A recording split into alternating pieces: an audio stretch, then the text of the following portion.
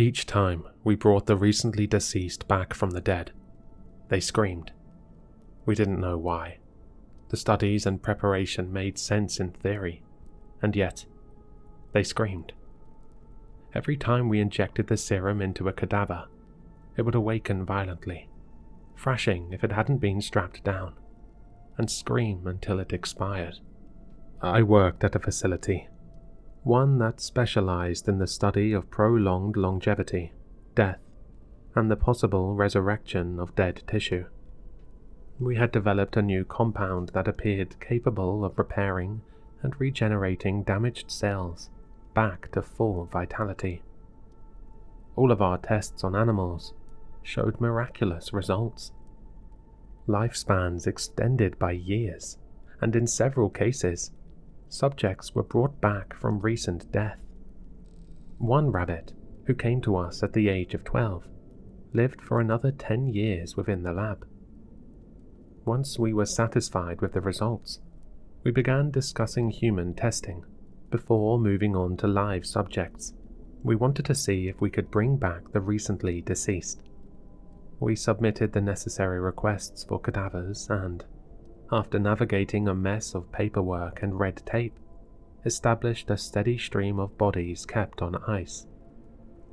The individuals sent to us had died from known diseases and had been marked for scientific use. We tried to ensure that the brain had not fully degraded, so we required the bodies to be no more than a few days, at most a week, post-mortem. The first test was catastrophic. Generally, when we applied the serum to animals, the body would convulse slightly and, as if waking from sleep, the creature would open its eyes and look at us. One dog we tested even wagged its tail in excitement at the sight of us. But for the first human subject, excitement was the last thing on its mind. We laid the male subject out on a table. Modesty underwear placed on them for decency. Once prepared, we injected the compound at the base of the skull and waited, usually 30 seconds to a minute, for the serum to begin rebuilding neural tissue. Our theory suggested we'd awaken a conscious person, albeit brain dead. Our hope was to see them fully restored. Both were wrong. The subject tensed its entire body before a wave of movement flowed from the neck, down the arms, and through to the feet, as if, in one smooth motion, the soul had slid back into its flesh. The hands gripped the sides of the table, the head twitched, every muscle fiber firing in chaotic, distorted spasms. His heartbeat began to pulse on our equipment, sending freshly created blood through the body. We watched in stunned amazement as the body took a long, deep breath. We smiled at the results. We did it. Suddenly, it lurched forward, its upper half snapping upright like a sprung trap, its face contorted, mouth gaping wide, eyes bulging from their sockets, nostrils flared. Then the screaming began. It was a distorted scream, not unearthly, though it could be described as such. But that was only because the sound destroyed its own vocal cords and esophagus under the sheer strain of what it was trying to admit. It was the sound of an animal, fighting with every fiber of its being to escape. The scream filled the small room, reverberating through the glassware, tearing through me, and likely everyone present. It peaked as the body began to shake violently, its hands clawing at its own flesh, as if something unseen had gripped it from the inside. The legs trembled with frenetic energy, as if they were desperate to run, before twisting violently to one side. A sickening crack signaled the snapping of the hip. The body collapsed, falling from the table, its head striking the cold floor with a wet smack. The screaming dragged on for another 5 frail seconds, then stopped with a final broken whimper. Revitalized blood began to pour from the fractured skull, the leg bent at an unnatural angle. The noise that had escaped from that corpse felt like someone being burned alive or torn apart. Not that I know what those things sound like, but I imagine that would be the closest approximation. I wanted to end the tests there and then, but the others insisted. We'd had a breakthrough, and we had to see it completed. With the second subject, we took no risks. He was strapped tightly to the bench before we began. Another male, mid-40s, dead from a heart attack. My own body tensed in anticipation of what was to come. The injection was administered, and, much like the first, the body responded with a small, twitching burst of energy before the spasms began. Bound at the limbs and forehead, its movements were restricted, but not silenced. No amount of hearing protection could shield us from the guttural growls and screams that forced their way out of the subject's throat. The entire table rattled beneath him, restraints tightening and tearing deep into the flesh as freshly reanimated blood began to leak from the wounds. Between each shriek and convulsion, the mouth snapped open and shut violently until the tongue was chewed and torn apart. The subject choked on his own blood less than a minute after revival. We had been instructed to intervene only if the subject could be reasonably calmed. If they expired again, the company would simply supply more bodies and more funding. It didn't matter. The sex, the race, the build, the age, the health before death, or how they died. They all came back screaming. After staggering through weeks of what could only be described as unholy experiments, we began testing different methods to sedate and prolong the bodies post-reanimation. One attempt stood out. We purposely severed the vocal cords of a cadaver before revival, hoping to silence the inevitable screaming. She was a woman, middle-aged, and already pale from death. When she awoke, there were already tears welling in her eyes, as if her mind remembered something her body hadn't yet caught up with. Her breathing came fast and shallow, accelerating into panicked, rasping sobs. Wet, desperate gulps of air like someone drowning in the open. Though she couldn't scream, the sounds she made were worse. Muffled cries slipped from her ruined throat, each one a garbled echo of agony that sent shivers through every person in the room. The moans of pain, of disbelief, grief, recognition. Her eyes darted wildly, bloodshot and filled with terror, locking onto each of us in turn, as if begging for help or mercy. Perhaps both. She tried to lift her arms, but the restraints held her down. Instead, she writhed, shuddering uncontrollably, her body convulsing in silent torment. The tears flowed freely now, tracking down her cheeks in trembling rivulets. We had silenced her voice, but we hadn't silenced the pain. If anything, it made it worse, watching her suffer without the outlet to scream. The room was filled with the sound of breath and whimpers, and something else, a low involuntary whine that came not from her, but from one of the assistants, curled slightly in the corner, unable to look. We disposed of the subject humanely. The effect on the staff was undeniable. Conversations shortened, small talk faded, and laughter disappeared entirely. The jokes we once shared over coffee about playing God felt horrific, even dangerous to say aloud. Soon, silence became our default. We spoke only when necessary, and only about work. Every day we showed up, ran the tests, documented the results, and went home. Nobody asked any questions. The sense of camaraderie we'd built during the animal trials dissolved. The feeling of triumph, of being on the cusp of something extraordinary, turned to quiet dread. The resignations came quietly, one by one. No formal farewells, just an empty desk the next morning. Their replacements arrived with wide eyes and excitement, but that never lasted long. Due to the confidentiality clauses in our contracts, I wasn't allowed to contact any of them after they left. I never found out what happened to most of them, but I do remember one clearly.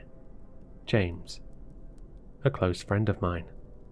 He was quiet in his final weeks at work, barely spoke, barely ate. Then one day, he didn't come in. Then I saw the news. He had jumped from the top of his apartment building. I thought about quitting. I really did. But the raise they gave me was too good to leave. Our results were yielding nothing. Every subject we brought back either screamed, wailed, or violently thrashed before eventually expiring, or being put down. With permissions, we began to explore the unconventional. We dabbled in pseudoscience and religious dogmata. Anything that might offer an answer science could not. The people we brought in were paid obscene amounts of money and sworn to absolute secrecy. Toward the end, even threats were issued. One hypnotist, an odd woman with steady hands and tired eyes, was brought in to help calm the subjects. Her role was to attempt to induce a calm state as we gradually reanimated, stimulating isolated regions of the brain, one at a time, while keeping the rest dormant. For a while, it seemed promising. We ran countless sessions, and on one occasion, after several attempts and enough sedatives to drop an elephant, a subject stirred gently under hypnosis. There was a breath, a shallow, ragged gasp of pained air squeezed through clenched teeth. Then, a single word. Why? It was faint, barely audible, a tremble of soul-deep confusion and grief. And then the screaming returned, more feral and violent than before. The subject convulsed so hard the restraint tore deep into the flesh. The hypnotist never returned after that session. She didn't even collect her final pay. After her, we were truly desperate. We brought in a priest, an aging man with a cautious demeanor, willing to participate in hopes of finding some sort of answer. None of us were superstitious, but something in the screaming had begun to strip away our rationality, our sense of detachment. It felt as though each reanimation peeled back another layer of our humanity, leaving something hollow and shaking beneath. The priest performed a full exorcism over the cadaver as it reanimated. He had a crucifix above its chest and muttered Latin gospels with trembling conviction. Strangely, the body responded. It strained violently against the restraints, muscles taut as steel cords, but it didn't scream. Not at first. The priest's words seemed to still it, but only for a moment. Then the corpse snapped upright with a terrifying force, tearing free of the table as metal bolts ripped from the floor. It lunged, flailing wildly. The priest stumbled back, narrowly avoiding a crushing blow to the head, and managed to escape with no significant injury.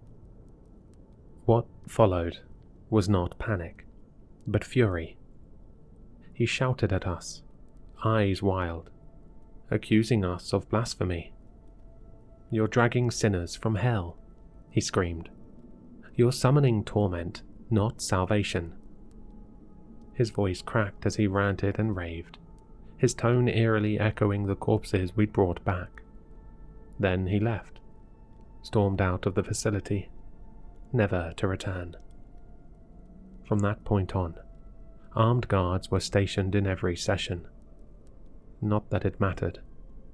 The sessions didn't last long after that anyway.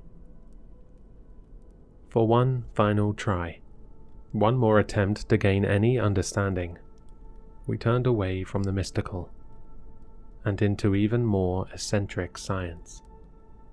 We selected an elderly subject, late 90s, died of natural causes. A quiet death, with no visible trauma. We surgically detached his spinal column from the base of the brain, severing all motor function. The body was essentially quadriplegic, incapable of movement or speech. Only the essential organ connections were maintained. Then, we installed a neural interface, an experimental chip connected directly to the brainstem and visual cortex, linked to a computer in the adjacent observation room. It was programmed to interpret neural signals and convert them into written text. Only a few of us remained by this point. We sat in silence behind the thick glass, monitors glowing faintly in the dim observation room. The only other person present inside the subject's room was the armed guard, now a permanent fixture, with orders to terminate the subject immediately if necessary. We administered the injection and waited. There were no spasms, no strained limbs, no hideous sounds of vocal cords tearing, just the soft rhythmic beat of a heart restarting and the subtle rise and fall of a chest drawing breath. The room was silent. It felt as though the screams of the previous cadavers echoed from memory into the still air. Then the text flashed on screen. Where am I? We froze. Even though it was only text, something in my mind gave it life. I heard the voice behind it. An old man, tired, confused. We typed back. Who are you? John Forrester. Who are you? We're here to help, John. How old are you? 96. Who are you? The information matched. We were finally getting somewhere. Then the next message appeared. Are you him? We paused. Who? There was a long silence. Then, you're not him. No, no, no. John's heart rate began to climb. The breathing grew rapid. His text flashed again. You're not supposed to know. We stared at the screen, unsure how to respond. My assistant looked at me, her mouth slightly open, but I said nothing. You're not supposed to know, he repeated. I looked through the window. John's eyes were open, wide, wet, unblinking. Tears streamed down his cheeks, pooling on the slab beneath. It shouldn't have been possible. He won't let me back. You're not supposed to know. The cursor blinked. I turned to the screen again, only to see another message. He won't let you. Pause. He won't let you. Again, and again, and again. My heart thudded painfully in my chest, matching the BPM displayed on the monitor. My breathing grew shallow. Then I heard something. Not in my mind. Real sound. I looked up. John's mouth was moving. Impossible. His nerves were severed. His lips parted wider. Sound emerged. Quiet at first, but real. Tangible. He won't let you. I froze. I shouldn't be able to hear it through the glass, but I heard it. The guard looked to me for the termination signal. I shook my head. Not yet. He won't let you. The whisper grew in volume, ragged and forced from a throat that should have been silent. He carried on. He won't let you. He won't let you. He won't let you. He won't let you. On and on. The gunshot was final. Absolute. The sound rang out across the lab like a gavel striking the lid of a coffin. John's body slumped against the slab. What remained of his expression frozen in wide-eyed agony. The guard, shaking, holstered his weapon and left the room without a word. The silence that followed was suffocating. I collapsed back into my chair. My ears rang, not from the shot, but from the absence of everything else. No monitors, no voices, no screams. Just silence. I didn't know what to report. I didn't know what I just witnessed. The project was terminated soon after, officially deemed a dead end. We were compensated generously. Bonuses, severance, hush clauses buried in legalese. More than enough to vanish, to start over, to never work again. But money does nothing for the silence. I'm sat here now, recording these words, surrounded by a silence so heavy it feels alive, suffocating, endless. To fill that silence, my mind conjures John's voice, lingering on his words. I now wish for the screaming instead.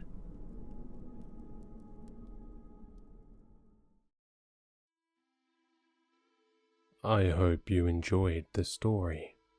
For more content, please like, subscribe, and leave a comment.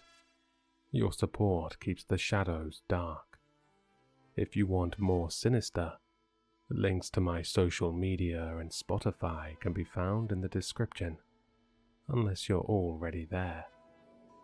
Don't forget to sign up to the Patreon, where you can see all the content a day earlier, and an exclusive video every month once we hit 20 patrons. Until next time, keep your lights low, eyes open, and your doors locked.